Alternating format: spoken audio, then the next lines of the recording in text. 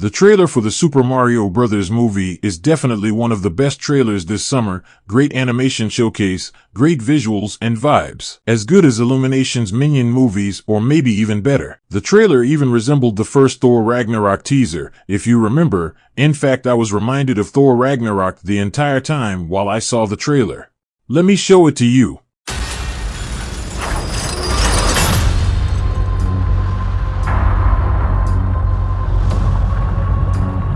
Now I know what you're thinking. How did this happen?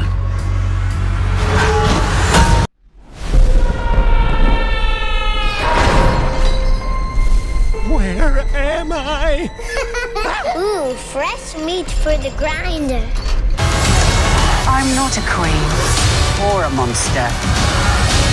I'm the goddess of death. What were you the god of again?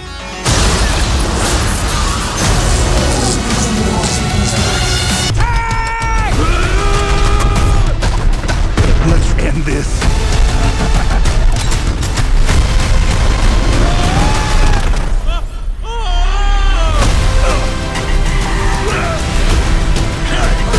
See? Do you see it, or is it the alcohol content in my bloodstream failing me?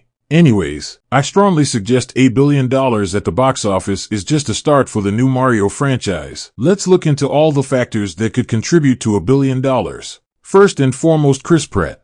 I know, not everybody likes him for being conservative, aka those are the rumors of his political standings, or maybe Disney cooked it up to increase box office from conservative audience.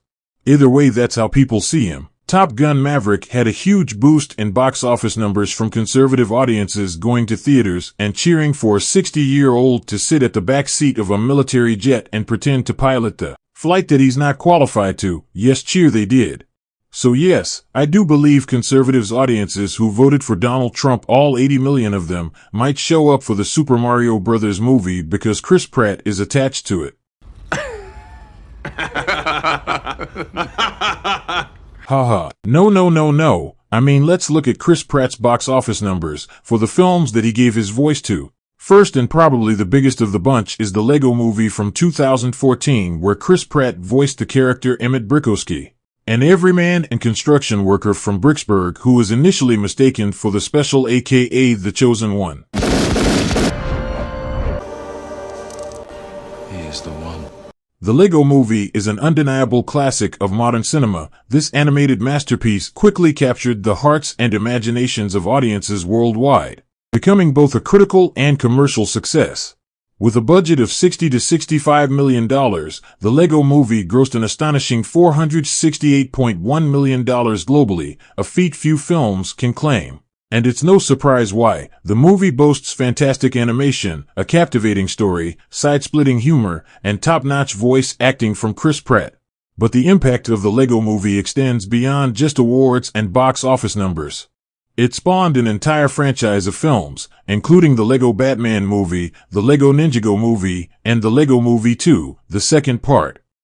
You're scheduled to go to Jim Gordon's retirement party. What? No, I don't want to do that. You're going to have a great time. No. You might meet some new people. No. You'll even make some new friends. No.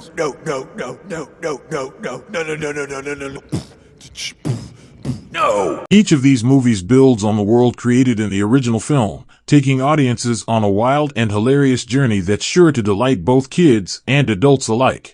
Lego Movie is very similar to Super Mario Bros. Movie. Both movies have Chris Pratt and similar budgets. Both animated films had fantastic trailers.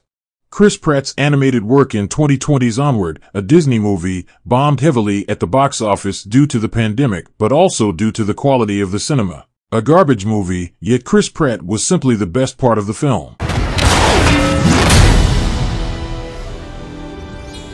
I'm the best.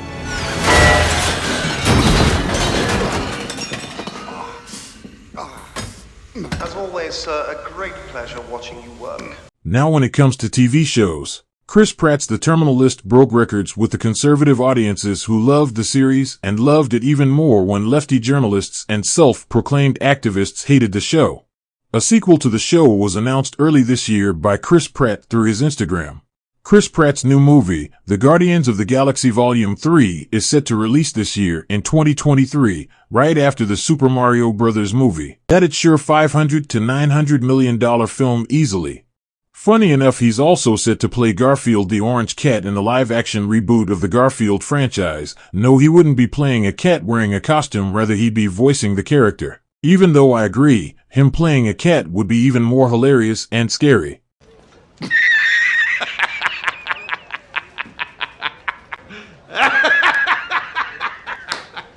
Take the picture, take the picture, take the picture! Next, let's look at the producers of the Super Mario Bros. Movie. What movies have they made in the past? How much money did those films gross worldwide? It would be nice to know the numbers. See how well the studio promotes their films.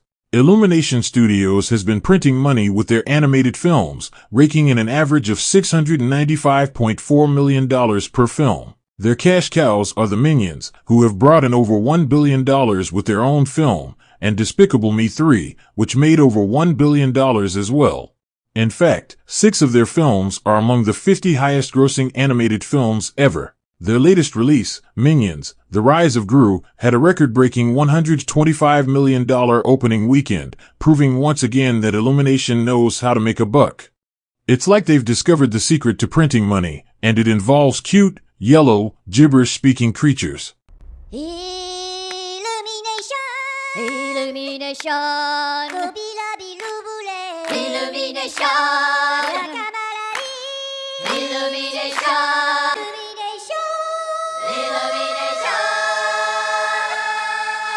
Maybe we should all start wearing overalls and speaking nonsense. It could be the key to success. You got the vaccination? Yeah. Are you okay? I mean, you seem, no, it works. Or or the mom and dad, or the neighbor, or when you go to church, or when you're, no, I really mean it. There are trusted interlocutors. Think of the people, if your kid wanted to find out whether or not there's a man on the moon, or whatever, something, or, whether those aliens are here or not. Mario is the same. He's cute and tiny and speaks funny. I'm telling you, Illumination, owned by Universal Studios and NBC, they know what they're doing. Now let's look at the people behind the cameras. A film would only be a success if the people behind the cameras are competent and hardworking. Let's take a look at their success and failures as filmmakers. The Super Mario Bros. Movie has 2 directors, Aaron Horvath, Michael Jelenic. Both of them made Teen Titans Go to the movie's animated theatrical release, which had a budget of $10 million and yet grossed $50 million worldwide. They've worked on various animated films before with varying successes. Not so promising from the director's side, if I am being honest. But one of the producers of the film has been involved in multiple successful films. Quite the animation mogul on our hands. Chris Meledandri is like the godfather of animated films, except instead of horses' heads and people's beds, he leaves behind Academy Award nominations and box office earnings. He led Fox's acquisition of Blue Sky Studios, which became a commercial success, and he oversaw the creative and business operations of the studio. In other words, he's like the Willy Wonka of animation, but instead of a chocolate factory, he has an entire studio at his disposal. And speaking of Willy Wonka, Meledandri has a knack for producing films that are sweet like candy. He's produced hits like Despicable Me, The Lorax, and Minions. And let's not forget about the Ice Age franchise, which has more sequels than The Fast and the Furious at this point. That's outer space. That's another level. What we gonna do? Hijack a space shuttle? Put rockets on our backs? That's exactly what we're gonna do. What?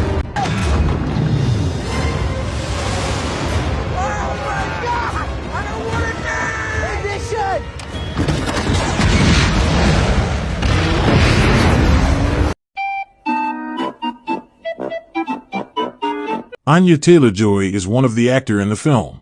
She plays Princess Peach. Now Anya herself isn't a big sell at the box office, but having her in the film might boost female viewership when the film streams. Ha ha ha. Seth Rogen, Keegan-Michael Key, Jack Black are all part of the film. None of them could sell a ticket to save their lives.